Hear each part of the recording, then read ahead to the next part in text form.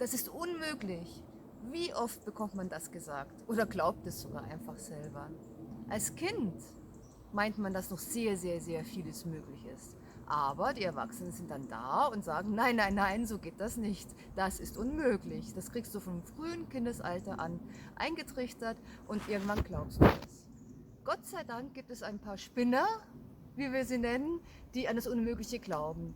Wie wäre es uns möglich gewesen, dass wir zum Beispiel elektrisches Licht haben oder das Handy erfunden wurde, Automobile oder auch Flugzeuge? Ich meine, die Gebrüder Wright, die wurden über Jahrzehnte ausgelacht für das, was sie da versucht haben.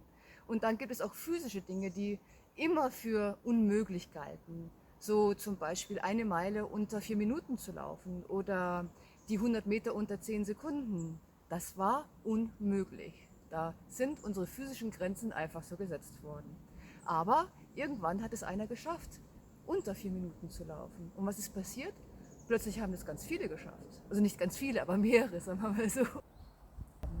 Es war einfach nur ein Glaubenssatz. Und umso älter man wird, umso mehr stärkt sich dieser Glaubenssatz. Das ist nicht möglich. Und vergiss das einfach wieder ganz schnell. Alles ist möglich. Alles, was du dir vorstellen kannst, was du denken kannst, ist möglich.